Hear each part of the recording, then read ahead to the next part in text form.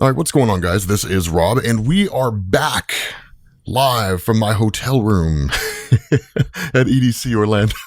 And we are recording Aliens vs. Avengers, right? This is issue number 2. Right? The last issue came out in August or something like that? It's so awesome the second issue's out now. So what this does is this opens up initially with the opening of Alien Covenant, right?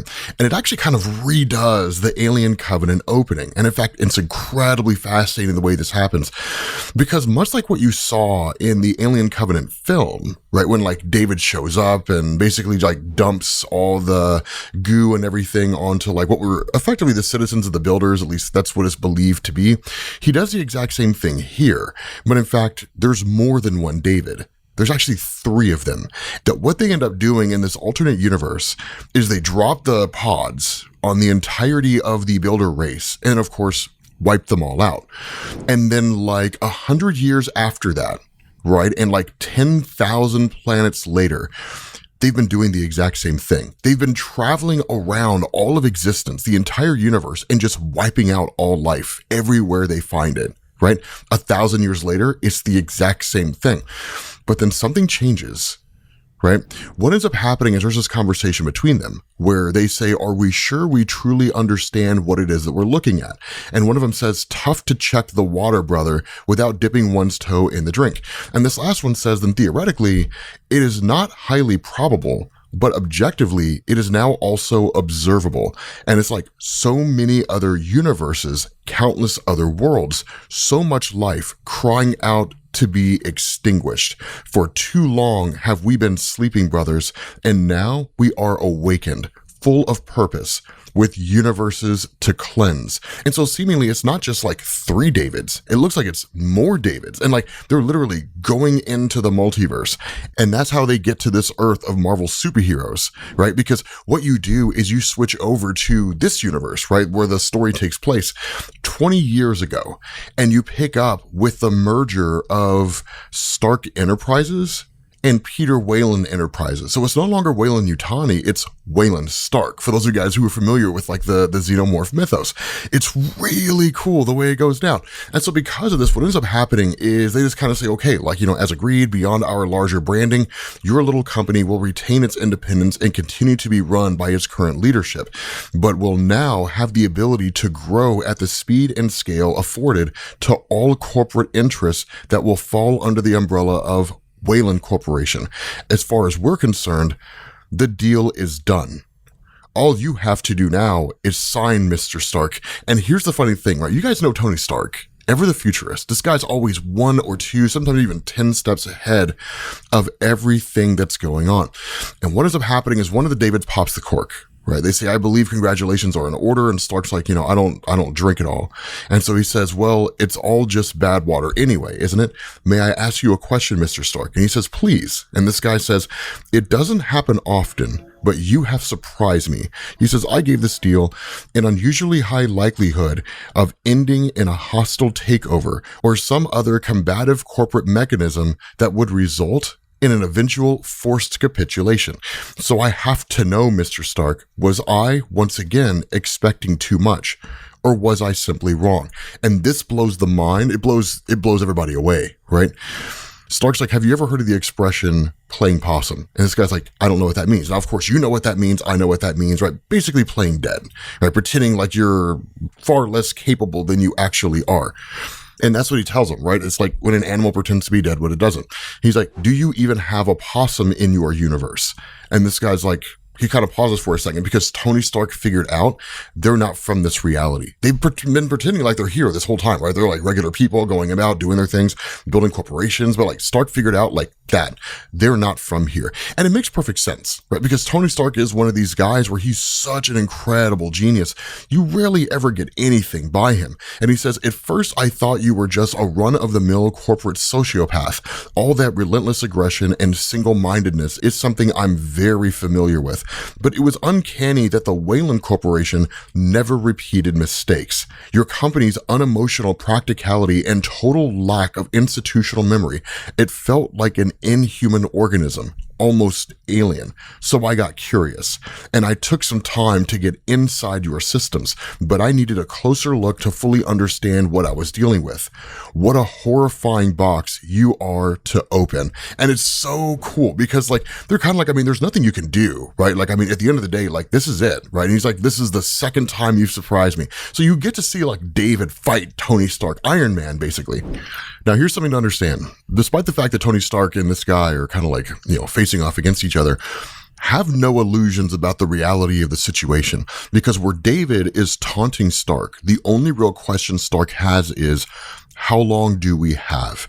And that's where David just says, the seed of your extinction will arrive in 16 years and 3 months. I would project your survival horizon to last 20 years, given your race's guile and bravado. And Stark's like, that's all I need. And literally breaks out one of his repulsor blasts and just blows David's head apart, right? And so what you do is you pick up now after the whole outbreak and the fall of everything. And what ends up happening is Tony Stark goes to meet with Banner and Miles Morales. Now remember, Miles Morales Spider-Man has the Venom symbiote. We learned that from like the last one. And seemingly, the Venom symbiote is immune to the Xenomorphs. Now, we don't know if that's the case definitively. I'm sure we'll figure that out as time goes on. But the conversation that's being had here is not one of like battle formations and war and so on and so forth. Instead, in the here and now, it's more like we're like the planet's lost. We got to bail. Like we literally have to abandon Earth. Now, this is not the first time this has happened in the Alien franchise. And in fact, Jonathan Hickman is borrowing very heavily from the Earth War comics. And the reason why I say that, for those of you guys who don't know about the Earth War comics, we did cover them. We'll have a link to it either down in the description or at the end of the video, whichever one seems to make most sense. But Earth War is actually a line of comics that took place between the second Alien film and before Alien 3 was released. And so in effect, like the government, like Weyland-Yutani gets a xenomorph queen back to Earth. And then some crazy religious fanatic group ends up believing that like she's some kind of a god. So they unleash the queen. Like they literally steal the queen, unleash it on Earth, and the Earth is overrun with xenomorphs. And like they have to flee. So like Ripley and Hicks and Newt and all of them and humanity for the most part just abandons Earth. Like they bail on the planet because it's the only way to survive. And Earth's overrun and like that's the end of that. I mean, there's more to it, right? Like the Queen Mother and so on and so forth. But the fact is, Hickman is drawing from a lot of xenomorph history in really comic lore as he's writing this story. And so with Miles Morales being here, he's like, so that's really what we're doing. Like we're just going to give up on the human race. And that's when we get a little more perspective in terms of what's going on, right? Because Carol Danvers is like, we haven't heard from any of the outposts or watchtowers in weeks. We haven't heard from Clint Barton. We haven't heard from Steve Rogers, not any of them, right? We are what's left of the human race and no one is coming to save us. So we have to save ourselves. And Stark says, I've been preparing for this. And where initially there's some back and forth between like Miles Morales and Carol Danvers on like what they're actually standing in and so on and so forth, Tony Stark reveals that this is actually just a giant colony ship. That's really all this is, right? This is just a huge colony ship with a population of 1,400 people, and they're going to use it to seed life on a new world.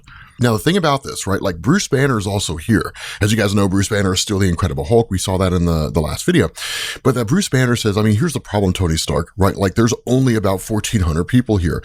Minimum viable population to both avoid extinction and manage genetic drift is higher than that. And that's where Stark is like, we're not just pre-industrial primates, right, cowering in the cave. We have advantages. We have experts. It'll be enough, I promise. And what he's talking about is Bruce, right? Like Bruce Banner is a genetic expert. So he knows how to manage like genetic drift and things like that, right? Like basically keeping humanity on its current or in its current form as like they move on and procreate from one generation to the next. Now, the other thing about this is, remember, in the first video, we learned about the X-Men, and we learned the X-Men abandoned Earth. And in fact, they actually took off, and they went to Mars, and they've basically been there ever since. And that's why Tony Stark says, like, they're going to stop by there, right, and just, like, let them know that, like, they're just kind of bailing off, right? They're taking off on the planet itself. And if anything, it just kind of gives the X-Men a heads up, and it's like, don't come back to Earth. We won't be there when you do. And so ultimately, like, what ends up happening is that in order to essentially protect and to safeguard and to make sure that they can like buy time, they end up sending out the war machines, right? And what ends up happening is they say, the walls have held for quite some time, but every now and then an alien will get through. We can't afford for even one to hitch a ride. So I'm arming the war machines and collapsing protecting the superstructure. There'll be no way in after we blow the walls.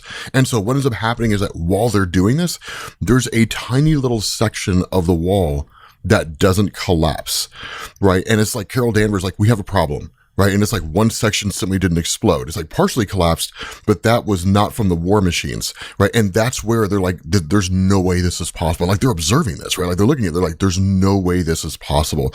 Right. There was no fail safe on them. The only reason that one wouldn't fire was because it was deactivated. And like, that's when they realized that inside this makeshift bunker, essentially, is Steve Rogers leading an army of people into the city, like leading a whole group of people into the city. And Tony Stark's like, dude, you're late, man.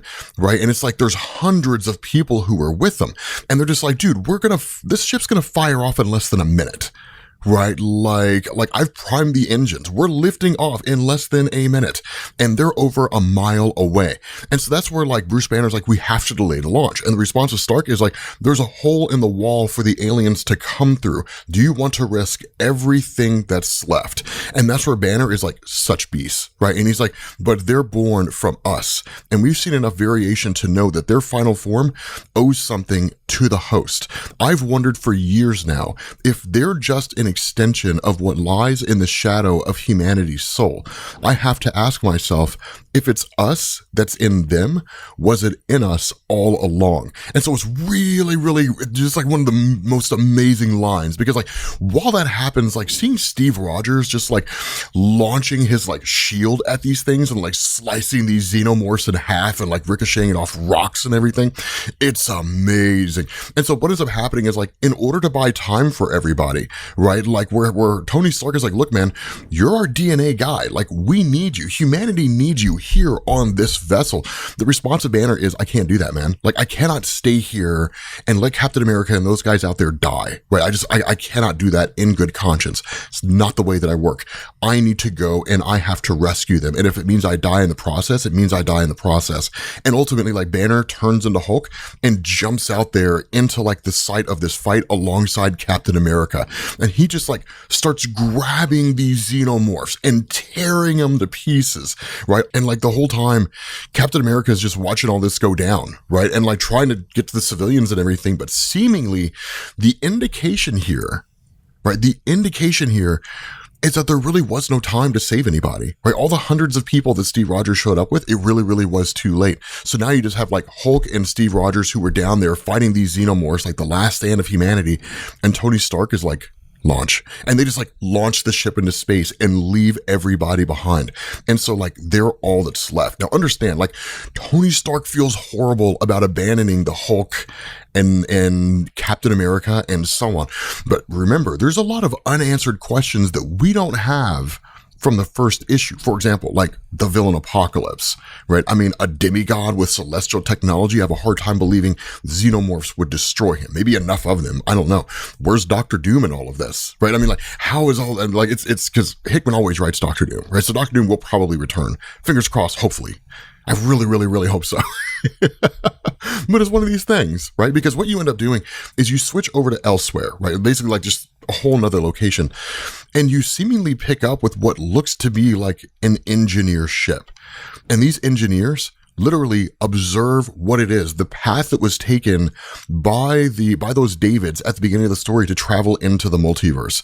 And the engineers are literally looking around and they just see like infection. And so like the engineers are entering into these spaces and either going to wipe out the xenomorphs or wipe out all life across the universe where the xenomorphs have been deposited, right, by the Davids. We don't know. We don't have an answer to that question. Although I want to know, what do you all think is happening? Like, how do you guys think this is ending? So with that being said, guys, we're going to bring this one to an end. The third issue comes out February 5th. So we have, what is it? November, December, January. We got another 3 months. Damn it. Marvel, man. What is your deal? Yeah. So we have a little while to go before the next one comes out. God, that pisses me off. Anyway, thank you all for watching and I will catch you all later. Peace.